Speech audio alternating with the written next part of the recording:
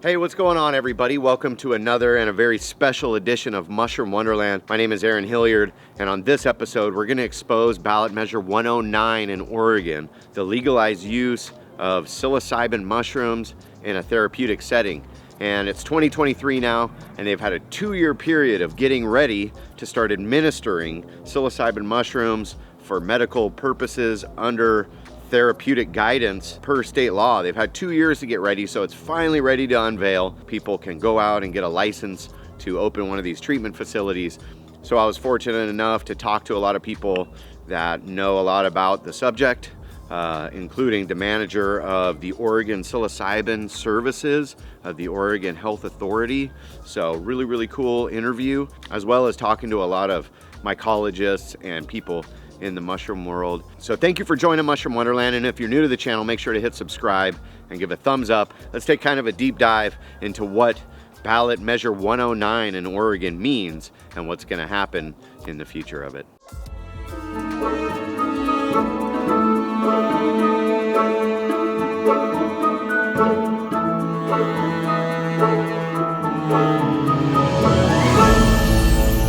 Welcome to Mushroom Wonderland.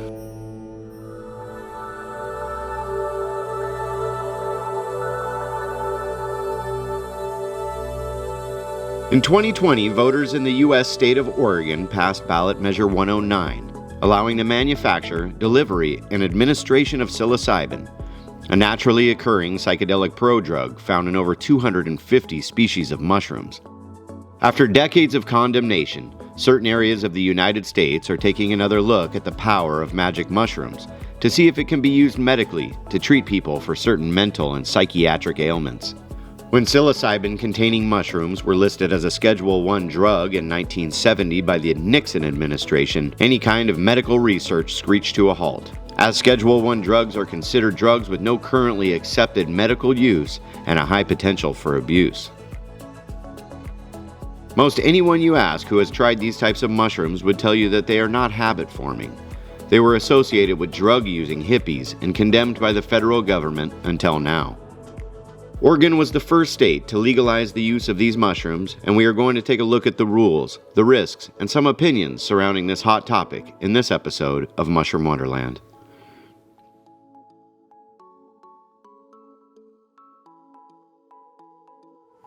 The main uses for psychedelic mushrooms in a healing state are they mimic our brain chemistry.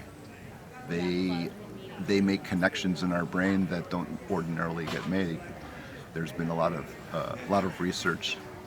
It was prohibited for 50 years with the scheduling of psilocybin back in 1970. And in the last 15 to 18 years, there's been studies on what these compounds are doing in our brains. Psilocybin definitely helps me connect with nature and myself and explore other realities other than the one that we experience in a day-to-day way. I was fortunate enough to have the chance to meet with Angela Allbee via a Zoom meeting. She's the manager of the Oregon Psilocybin Services section of the Oregon Health Authority. She talked to me about the measure. My name is Angela Allbee. I use she, her pronouns. I'm the manager for the Oregon Psilocybin Services section. We are a section that's housed in the Oregon Health Authority, Public Health Division, Center for Health Protection. So first of all, the mission is of our section, which was created to implement ballot measure 109. Of course, the Oregon Psilocybin Services Act, and that was passed by Oregon voters in November of 2020. So our section implements this measure, and what that measure really does is it directs OHA, so our agency, to basically set up a licensing and regulatory framework for psilocybin services. And so to go a little deeper, under Measure 109, which I'll also refer to as ORS 475A, I use that because this is codified in Oregon law now. And so a lot of people haven't realized that this is actually part of Oregon law. And so I like to use that reference whenever possible. But according to ORS 475A, clients who are 21 years of age or older can access psilocybin services for any reason. And although no prescription or referral is necessary, this is not a medical or clinical model, that client will have to meet with a licensed facilitator to work through a preparation session. And that's before they can access psilocybin at a licensed service center during an administration session. And although no prescription or referral is necessary, this is not a medical or clinical model, that client will have to meet with a licensed facilitator to work through a preparation session.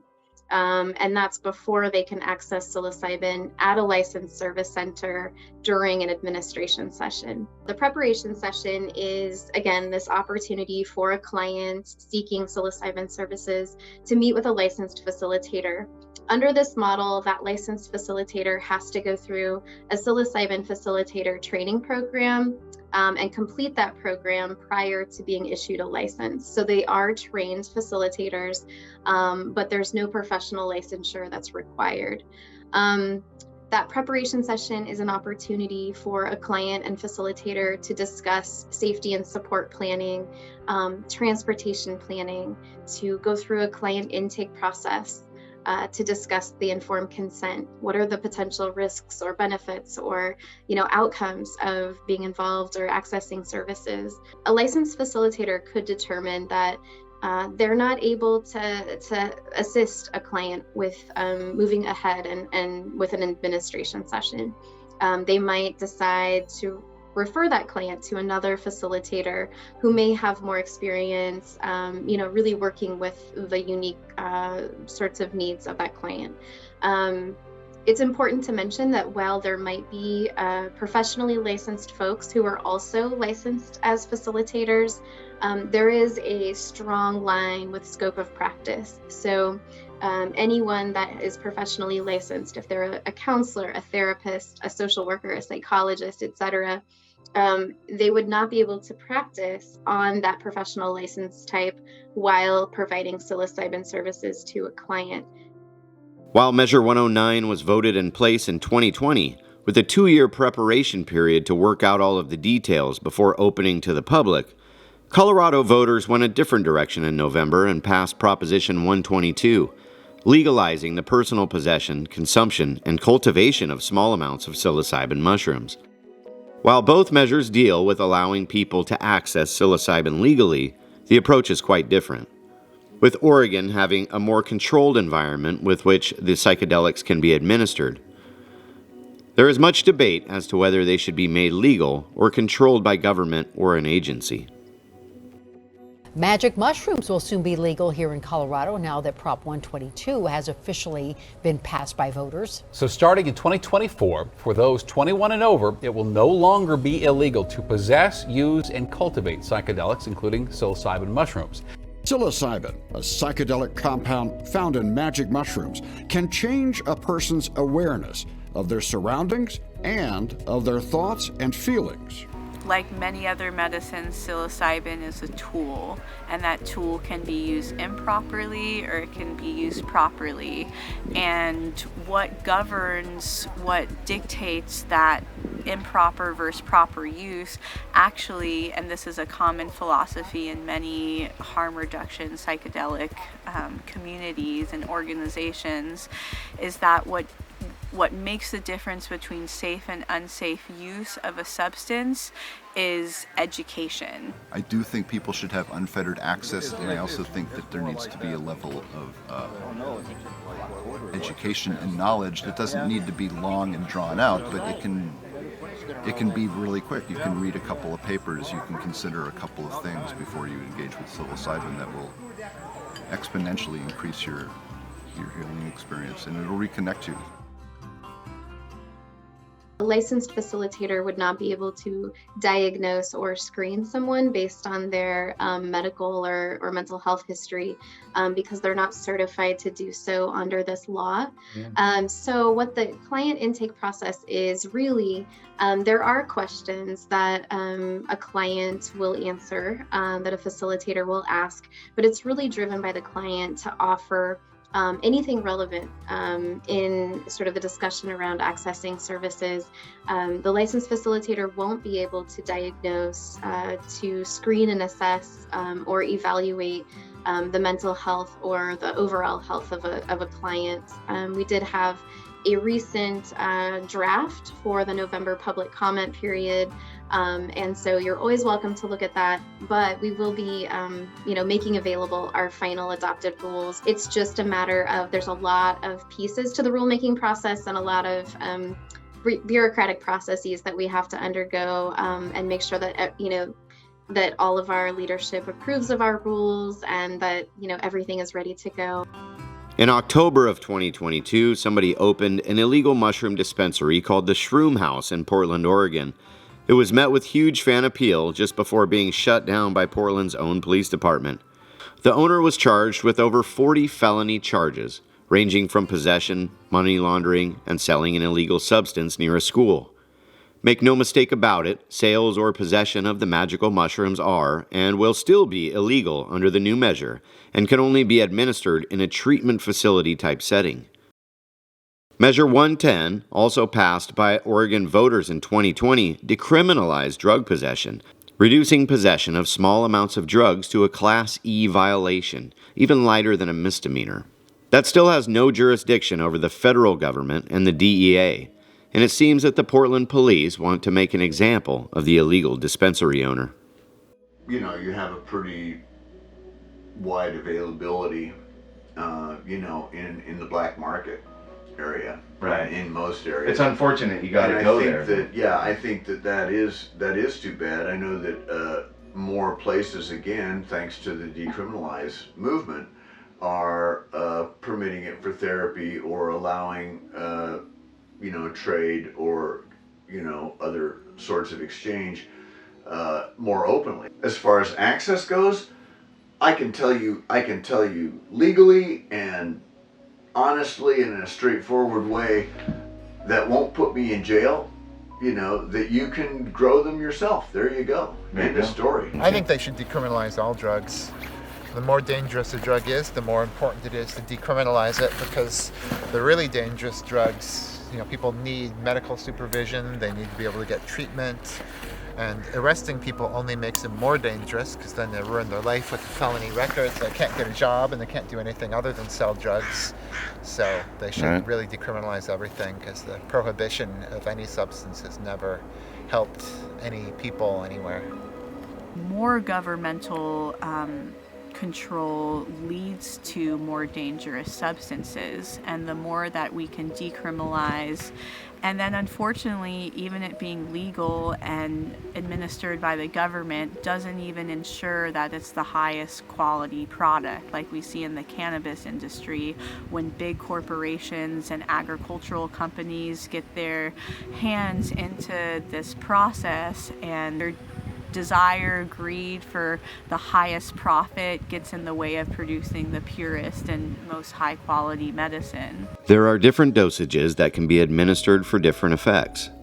The microdose involves taking a very small amount, around 0.2 of a gram, so the effects of the mushrooms are just under the perceivable level. Microdosing is said to improve mood and focus, alleviating minor depression, anxiety, and overall psychological discomfort. For some rough guidelines, the range that I consider a microdose personally is anywhere from 0.05 grams up to maybe 0.3 grams, or 50 milligrams to 300 milligrams.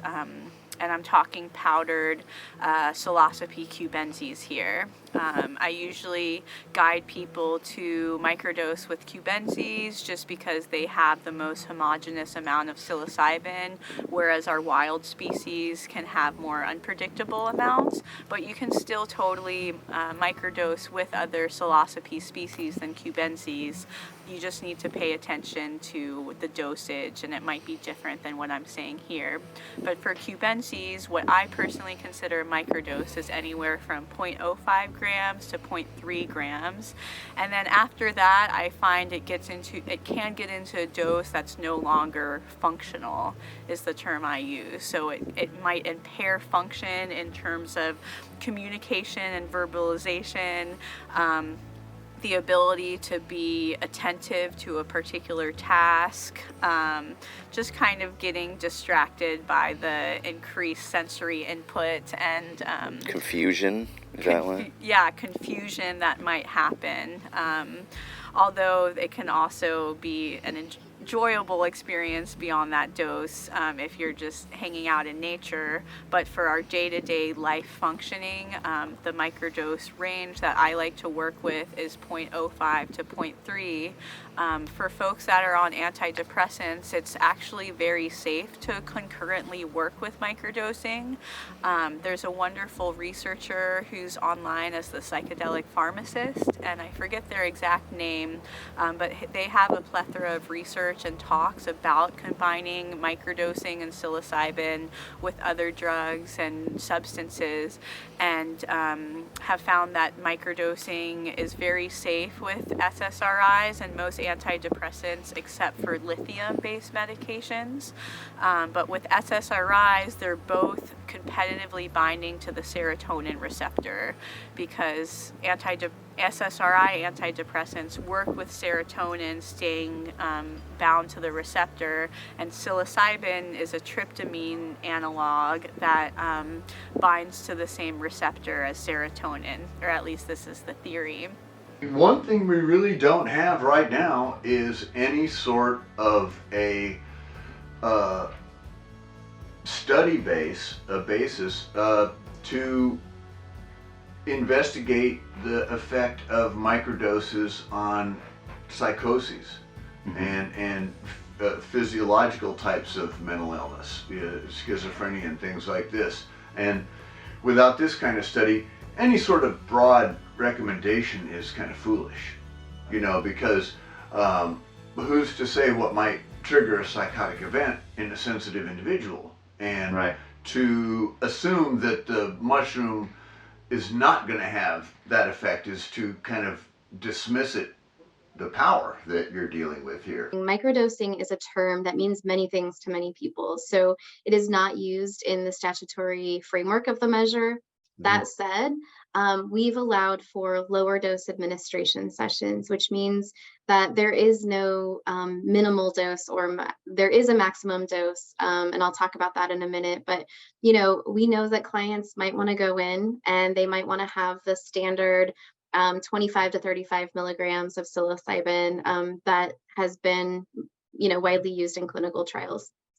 Other folks might say, you know what, I want to start a little more slowly, just dip my toes in the water, so to speak, and take it slow and do a lower dose administration session. Then some folks might say, you know what, I've had experiences with psilocybin and I think I want to go even higher of a dose. And so what we've done is, instead of stopping at the standard dose where clinical trials, are mostly offered, we've gone up to a maximum of 50 milligrams of psilocybin analyte, so that way people that have had experiences can go deeper if they wish. And then there are higher doses, which are said to treat all of the same symptoms and perhaps bring the user into a new state of consciousness and self-awareness. For me personally, past 1.5 grams, I probably don't want to try to be functioning in any sort of normative societal setting. And as you get into the higher doses, you might lose function of navigating physical reality. But what happens in your brain is this exploration of your brain's patterning and how you perceive the world, how you perceive yourself, how you identify and make sense of reality, and all of these experiences being guided by the innate wisdom and consciousness of the mushrooms, of these incredible organisms that have been navigating life on Earth for millions and millions of years longer than us, and have wisdom and information and messages and teachings to share with us, that as we explore those higher dosages, we can really listen to those teachings and also have their consciousness inside of our consciousness, guiding our brains to heal certain patterns or traumas that we've experienced and are impacting and decreasing our quality of life, to repatterning our brains that psilocybin is so good at making our brains more neuroplastic, which means that they can form new neural pathways quicker, kind of how very young babies and infants come out of the womb in the state of high neuroplasticity, where they can just start to form who they are and what their brain is shaped and who and what their identity is like and what this life is. And then as we get older, these neural pathways, these belief systems, these ideas about who we are and our identity become more ingrained. And when we take psychedelics at small doses, and then increasingly this effect increases at large doses, we begin to repattern the way that we see the world and the habits that we have and the way we identify. And that's why this medicine is so helpful for addictions of many kinds. And there's lots of really good research, clinical research, about people addicted to alcohol and other substances after one single higher dose psilocybin mushroom trip, quitting their addictions, their alcoholism, and not relapsing in follow-ups for the study 2, 4, 5 years later. So this medicine is so helpful for repatterning our brains and our identities to reorient towards higher evolutions of ourselves. And all of this is guided by a sentient and wise intelligence of the fungi. Back in 2020, Trad Cotter and I did a study in Jamaica called the beta tests, and we took 4 different varieties of psilocybin mushrooms and gave people unlimited access to various dosages. And for example, we would make 1 gram per liter dose, and then a 2 gram per liter dose, and then a 4 gram per liter dose. And the 1 gram per liter dose meant that the maximum amount that you would kind of have in your system between having to go to the bathroom again, you could only hold so much, right? Right. That was our premise, that and we did find that pretty much people who were microdosing, people adjusted without any, it wasn't like the lab rats that go back and keep pushing the cocaine button over and over again. Everybody, from the heavy dosers to the very naive people, everyone pretty much was done by the second day. If you had unlimited access to mushrooms, after 48 hours, your interest was back to 0. So not addictive. You're not worried about addiction. No, I wouldn't say addictive, and I would say pretty much unappealing at a certain point. What I like to do is I like to tell people, when people ask me about psilocybin mushrooms and how it can help with healing, I tell them my stories. I tell them the stories, anecdotal stories that I've heard for years about people who have received tremendous healing from microdoses to doing a deep dive in the right setting. But if we consider the contextual relationship of our lives and integrate healing into that, we can turn a recreational relationship with mushrooms into an authentically healing relationship.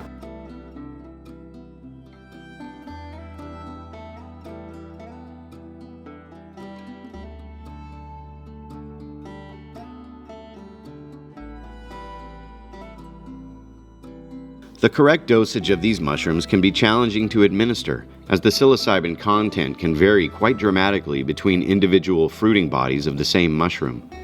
These mushrooms have been okayed to use in Oregon are known as Psilocybe cubensis, a strain of mushroom that was found in the wild, harnessed and cultivated, and eventually hybridized to become a mushroom barely comparable to its wild ancestor.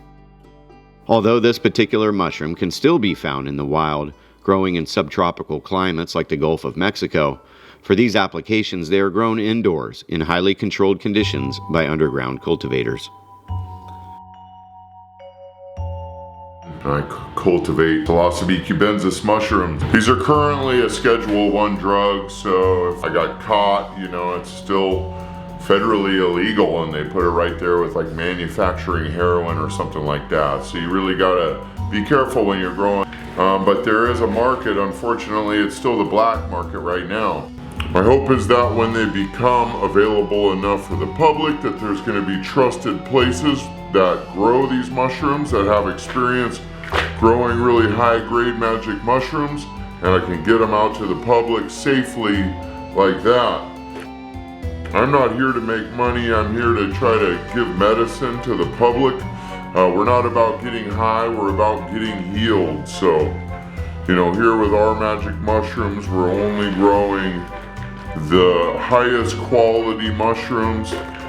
We spawn the mycelium on some grain, usually rye berries to start with, and then we'll add it to a bulk substrate, which is usually like horse manure or chicken manure and vermiculite. And then we would go ahead and make sure that the moisture levels are right and put it in the right conditions, and it'll grow mycelium. And eventually it will pin, and these tiny little mushrooms will grow into large mushrooms. So the mushroom we're growing mainly is Psilocybe cubensis, which is the most highly cultivated psilocybe mushroom in the world. And so these mushrooms grow from the dirt to full maturity in about 28 days, and we'll get a couple of flushes of mushrooms out of each brick. So these tubs grow the mushrooms, and then we dry them out, and then we can distribute them to our friends or family, and hopefully soon to dispensaries and hospitals and things like that for people to use medicinally. They're not really easy to grow. We have to use a sterile technique to make these mushrooms grow the way that they do, but it's still a very exciting process, and I love growing mushrooms. We're allowing Psilocybe cubensis cultivation to start. We know that there's a lot of interest in expanding the different species that we can start with, but at the recommendation of the Psilocybin Advisory Board and some concerns about just some other factors, there was just this recommendation. And we know that there's going to be more conversations evolving. But the 4 product types are whole dried mushrooms, ground homogenized fungi that could be stirred into food or into teas or encapsulated.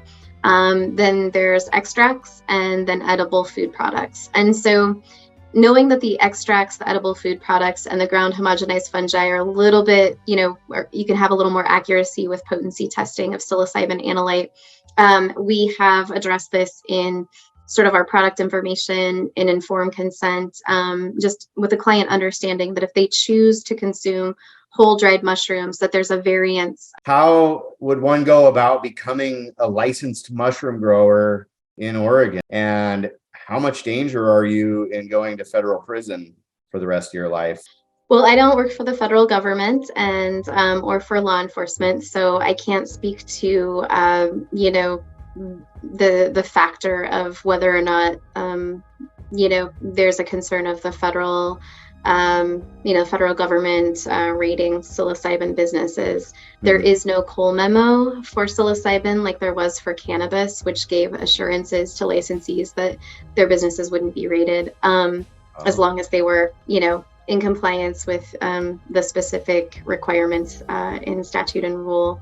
All of that said, we are definitely aware that when you draw a line around this practice that has been a part of the natural world, mushrooms grow naturally around the world, including psilocybin producing mushrooms, as you know. and a practice that's dated back thousands of years for indigenous communities. When you draw a line and suddenly say this is legal, there's a lot of questioning of, does my practice fit into this model or not? And so folks really have to decide where they fit. Do they fit into, Measure 109 and this framework, or do they fit somewhere else? And that's not, that's the first question I think they have to ask themselves.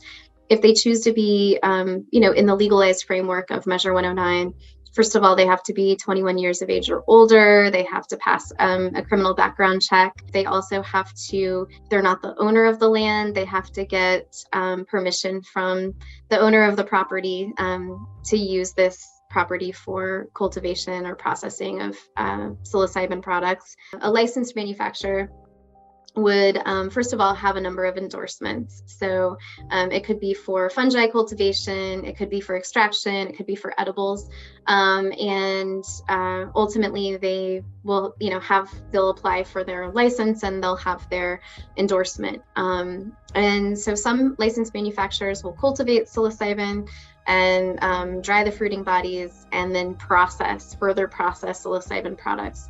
Others will, cultivate, dry the, harvest and dry the whole dried mushrooms and then sell that product to other licensed manufacturers.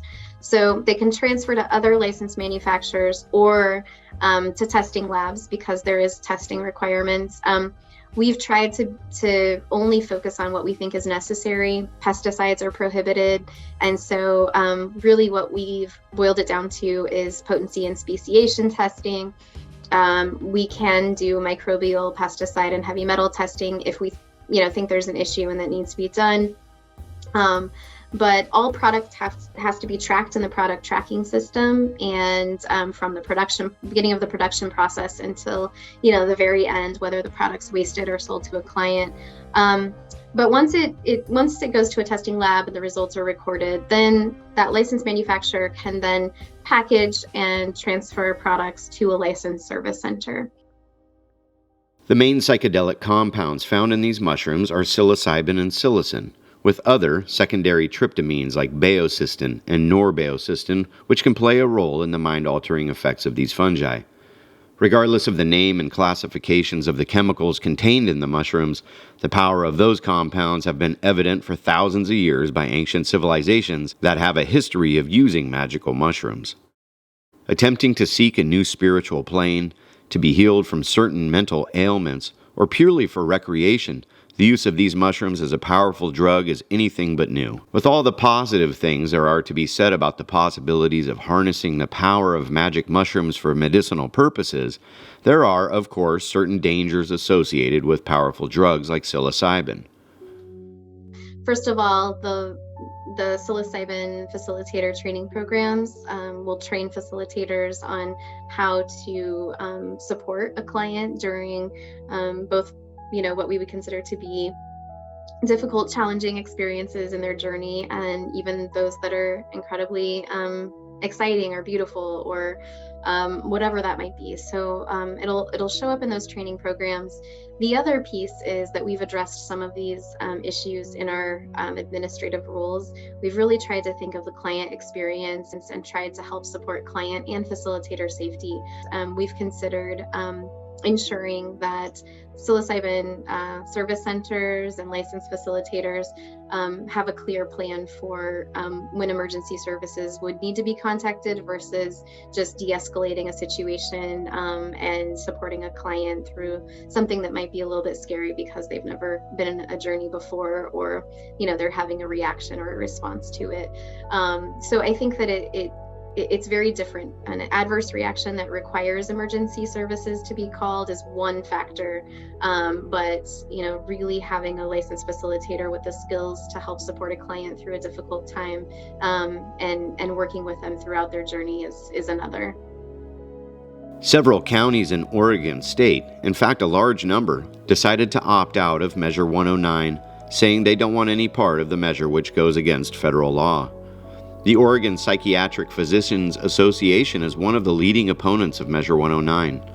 Some of their primary concerns center around the fact that psilocybin has not been yet approved by the FDA, Some feel the measure sidesteps the necessary process that was put in place to keep people safe.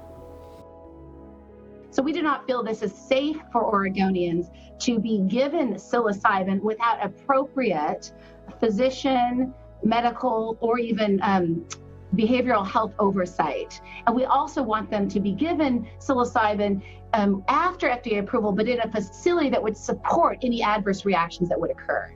Many people are still imprisoned every year under federal law for the cultivation, possession, and sale of these mushrooms.